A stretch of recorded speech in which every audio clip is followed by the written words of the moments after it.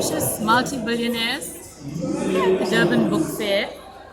And I have with me very famous poet and author Nirvashnee Naidu, and she's just published Where the Lotus Flower Blooms.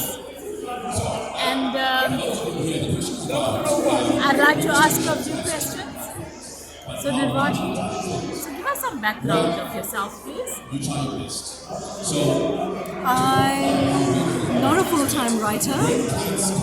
I'm just a mother and a businesswoman whose love for writing kind of evolved into this. I'm just someone who loves to read and loves books, and somewhere along the line that kind of seamlessly transitioned into a love for writing. I started writing a long time ago. When I was 21 years old, life got really hard, life got really difficult, and I started writing then as a way to heal. So this book is a compilation of poems over the last 3 decades of my life. Wow, it's awesome. So could you tell us something about what motivated you to write? As I said, I started writing as a means to heal.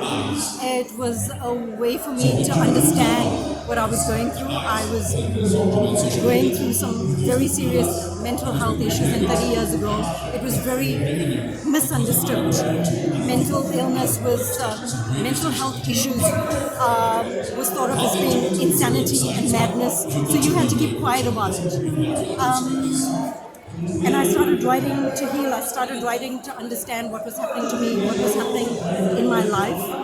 And I've written over as I said, I've written over the last 3 decades. And a couple of months ago, I realized that there were lessons in all of this. And I had to be brave enough to put it out there. I had to be brave enough to share my message with the world and to share my lessons with other world. Wow. You are just phenomenal. So, would you say that writing serves as a cathartic medium? Absolutely. Absolutely. And maybe only a writer will understand that. And I've written a couple of poems about how cathartic it is and how healing it is to write. Because when you're struggling, most of the times you go inward.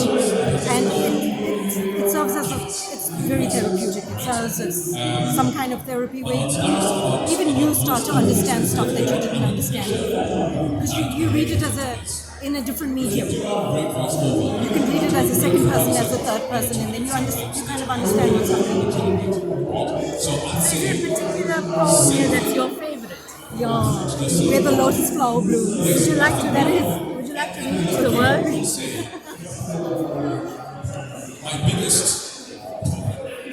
Okay, I was struggling to let me choose the larger text. I was struggling to find a title for the book, and then I wrote this poem a couple of months ago because I likened a woman to a lotus flower, and I realized that this poem kind of summarizes exactly what the entire book is all about, and it is my favorite poem.